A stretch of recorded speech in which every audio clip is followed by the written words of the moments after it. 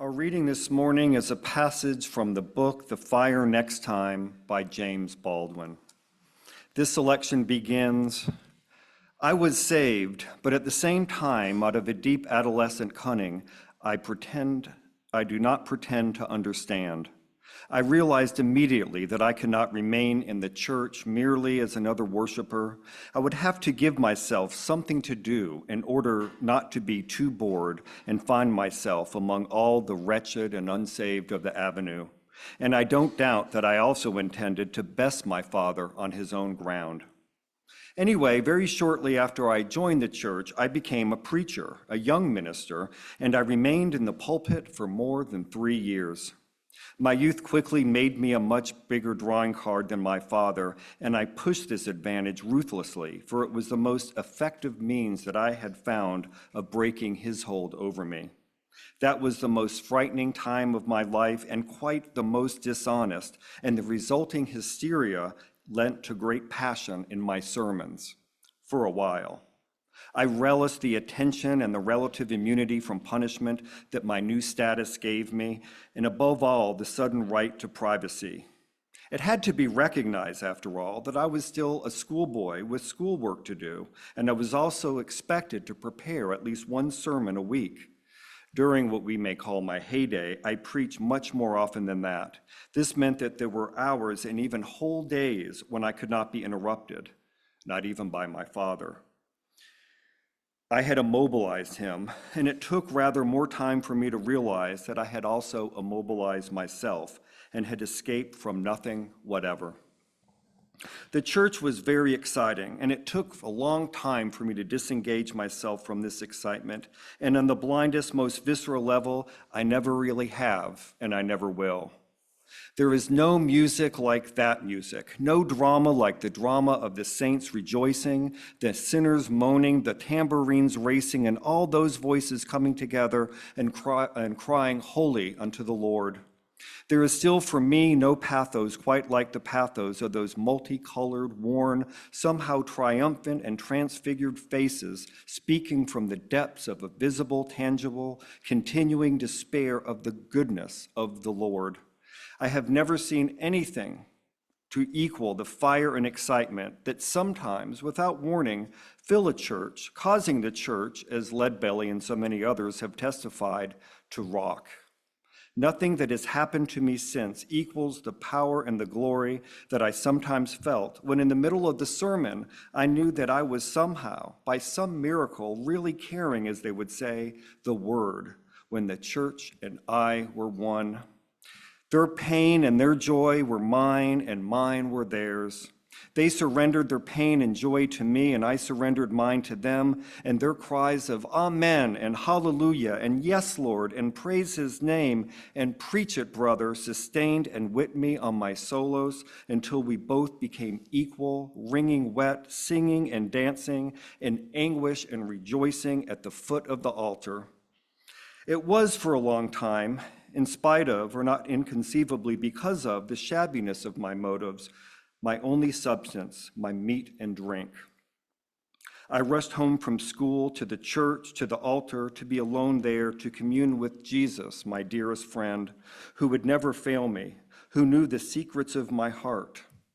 Perhaps he did, but I didn't, and the bargain that we struck actually there at the foot of the cross was that he would never let me find out.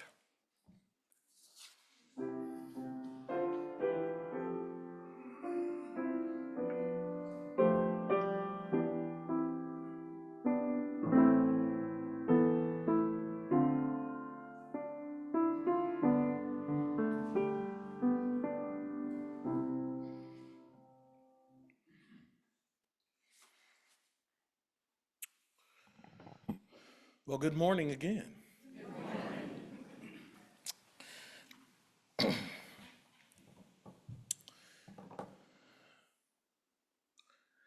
I love James Baldwin,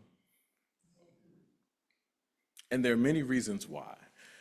But in particular, from our reading this morning,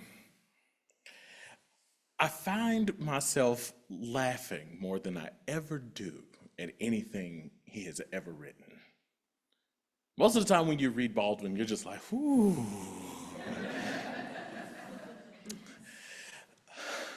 I would like to think that I have evolved and I have changed, and yet, having read the same things from Baldwin several times over, somehow I find myself challenged all over again. But he says these words towards the end of that excerpt. In reference to Jesus, he says, "My only friend who he knew would never fail him, who knew all the secrets of my heart, but I didn't."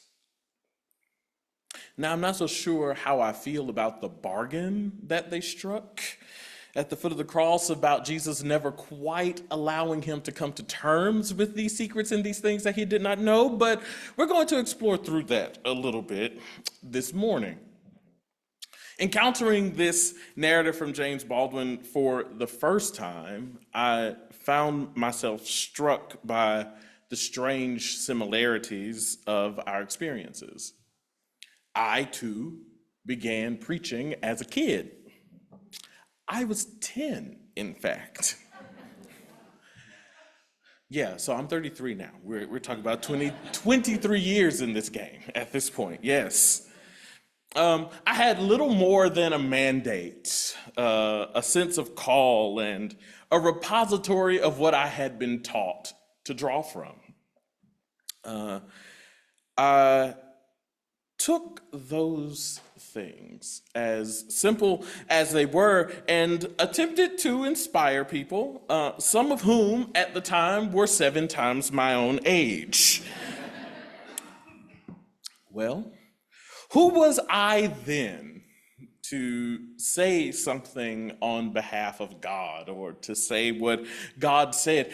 And not strangely, or I would hope surprising, at 33, I still find myself asking that question.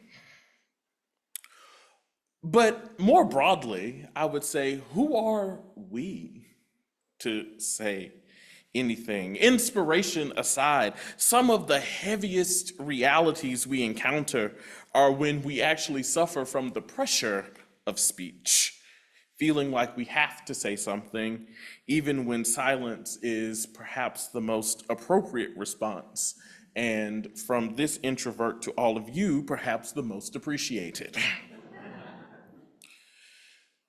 But relationships are really just that, choosing what to say, how to say it, and when it is most appropriately said in an attempt to learn or comfort or teach or chide or gather or help or make fun of your father's head. You know, all of these things. Hey, Dad. Whatever our intentions, right?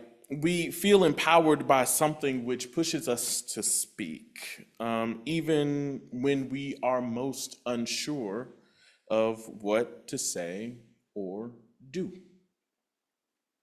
Baldwin finds himself caught between the heavy hand of his emotionally abusive father and the one place of release and respite he could find, the church. It was there that he found an escape, but the mode of escape was under the false pretense of care. Even if the words and actions managed to demonstrate otherwise, his motivations were out of place. He preached because his time of preparation meant his father couldn't get to him. His ability to whip the crowd into a frenzy was a sign of his ultimate achievement, being a better preacher than his father, and supposedly earning the respect of the community and the congregation because of it. But behind all of it, just like all of us, there was a secret, something hidden away in the well of his motivation that he helps to bring to light for us. Baldwin admits, in his own way, that Jesus carried the burden of knowing all of the secrets of his heart, even while he didn't. Now, how many of the things or places or people that you encounter, that you know, that you may love, potentially hold a clearer understanding of your actions and your motivations than you do? How many places have you deposited your trust only to realize that you've managed to deceive yourself into believing that you might be better than you actually are? In his story, Baldwin's ultimate admission is that he was really no better than his father, because he took the one thing that mattered most to many and used it as a tool of escape instead of cultivating a place where true relationships could come to life. When I think of the many identity markers I carry, I often find myself wondering what it means to be at the mercy of my truth. What does it mean? Well, self-determination and identity are a right we all share, but what happens when we take advantage of that and find ourselves in the position of those who have wished demise on our very existences? The truth is, as evolved as we often may become, as proudly progressive as we may say we are, or any other thing that we would claim, we still have our own points of obstinance that are actually not helpful to anything. Let me be a bit more plain. You're oppressed for your sexuality, but fail to check your racial bias. Looking at you, my fellow queer folks. Equity and equality are values you hold, but you fail to speak when it's actually necessary so that your body, not just your Facebook and Twitter fingers, are actually on the line. You claim allyship, but have failed to find the embrace of a community which offers you such an honor and a title. The truth is that our truths come to life when we tell the truth. And that's hard. But we're also beyond the point of excuses now. Poverty is rampant, resources are being hoarded, and from those things spring violence and much of the trouble we fear but refuse to truthfully confront. And this is more than boycotting Starbucks or not using Amazon. This is about digging into the well of your motivations and piece by piece questioning what you know and being honest about your lack of understanding concerning the things you thought you knew. Our relationships break down because our lack of honesty is rooted in a fear of exposure. A fear of being seen as an emotional or ideological fraud. But we must examine the source of that fully. That fear is birthed from communities where ideological purity is valued over grace and true belonging. People hide in plain sight because they don't trust that you will show them care or grace when they fall short, or reveal that they simply have a different approach or a difference of opinion. They have seen your comments on Facebook. They have heard what you've said when you thought no one was listening.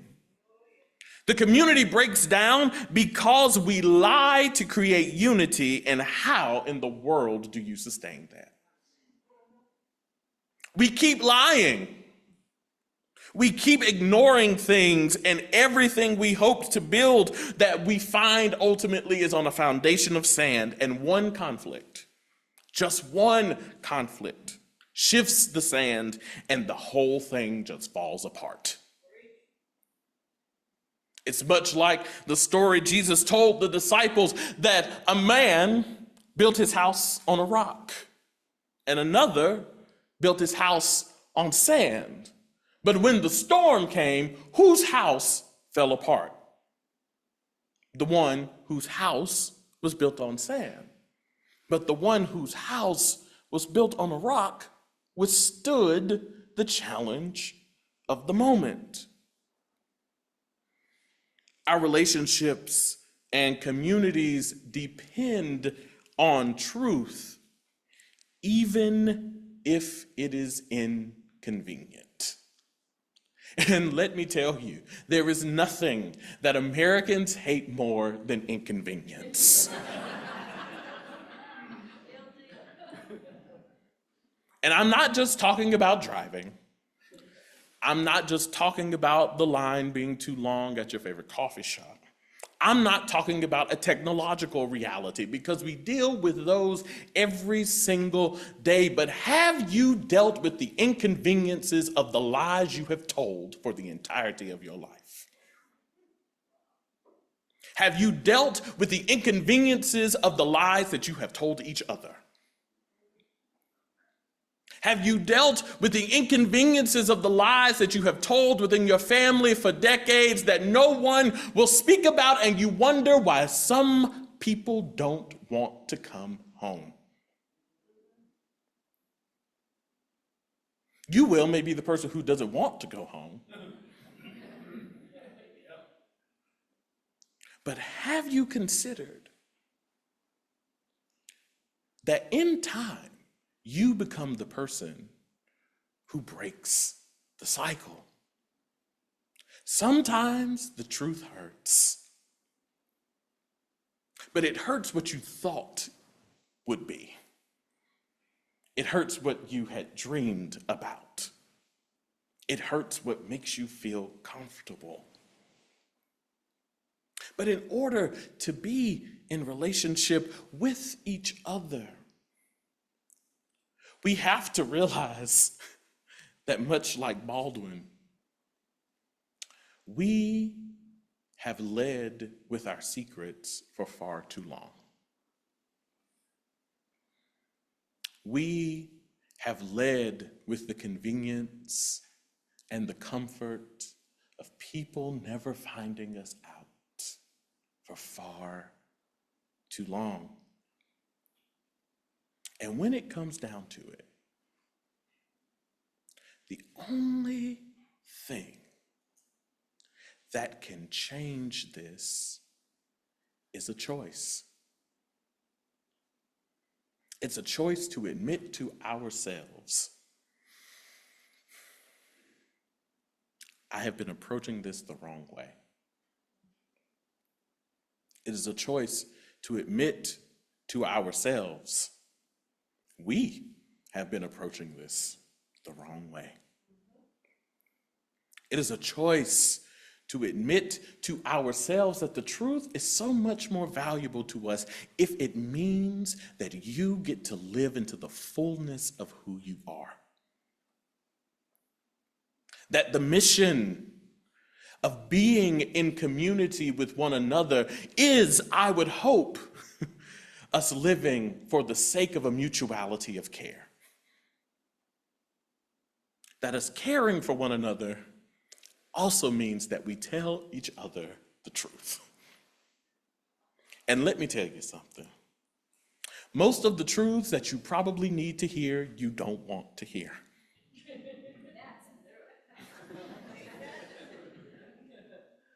Most of the truths that you need to hear are going to literally challenge everything you thought you were doing right. Because in a world where we are dealing with people and real things, real realities that are coming to life, we no longer have time to play like James did in the pulpit, where he says, I felt as if their pain was mine and that mine was theirs. No, that was a false reality of what it meant to be in relationship with people when all you had at your disposal was entertainment, and that's what you chose. Stop entertaining foolishness and foolishness will go. Stop entertaining the lies and demand the truth. And you might be surprised how your relationships will change. For us to build a world and a place where people always feel that they have a place, we must show them that we struggled to find our own, and that the journey is worth it. And sometimes, regardless of what Carousel says to you, sometimes you do have to walk alone. But it doesn't mean that you will always walk alone. If we choose the truth, that means we are choosing each other. And if we're choosing each other, that means that we're choosing to build something that will withstand the challenges of systems and government where violence is the method of control instead of belonging. So the challenge for us is to honestly put the most American thing about all of us aside. You know, individualism. Just long enough to hear the truth that Black folks have to honestly say to our progressive white friends, and to not get offended, and to receive it. To hear the things that queer people of color have to say to white folks in the queer communities, and to not get offended, but to listen. And to realize that the priorities you've chosen might not be the actual things at play. Realizing that tomorrow does not have to be like today or yesterday, simply if we choose each other. Ashe.